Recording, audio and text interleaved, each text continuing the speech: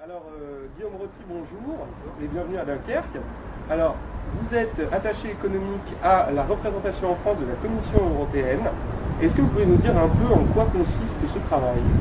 Alors, mon travail, c'est de représenter la Commission européenne sur les dossiers économiques et de faire le lien entre la Commission européenne et les parties prenantes en France qui sont actives dans le secteur économique, et notamment, d'une part, d'expliquer les grandes initiatives économiques de la Commission, comme le plan Juncker, le plan pour lutter contre l'optimisation fiscale, la dimension sociale de l'Union européenne, donc expliquer les initiatives de la Commission aux acteurs économiques français, mais aussi essayer de mieux comprendre ce qui se passe en France, de mieux comprendre la situation économique française pour informer la Commission européenne de cette situation, dans le cadre notamment de ce qu'on appelle le semestre européen, qui est le processus de coordination des réformes économiques dans tous les pays de l'Europe.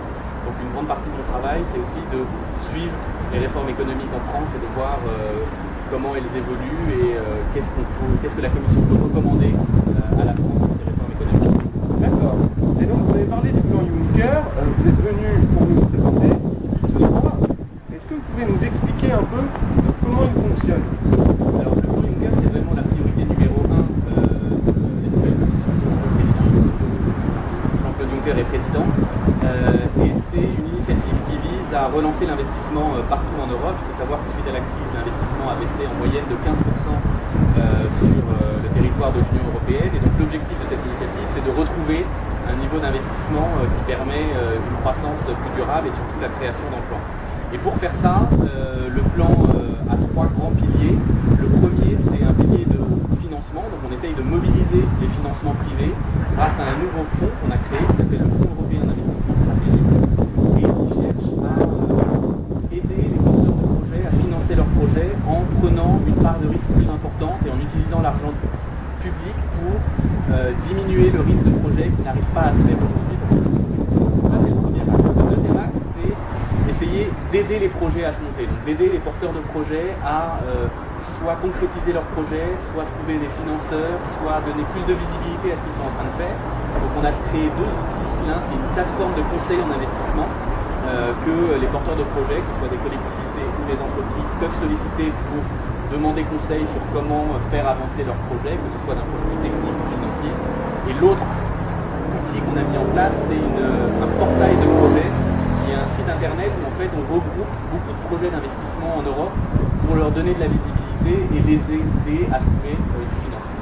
Et enfin, le troisième pilier, un pilier plus réglementaire, c'est essayer de s'attaquer à toutes les barrières techniques, administratives qui peuvent exister et qui bloquent l'investissement aujourd'hui en Europe, que ce soit des barrières qui soient liées au marché intérieur et à l'action européenne en tant que telle, ou que ce soit des barrières nationales spécifiques à chaque État membre.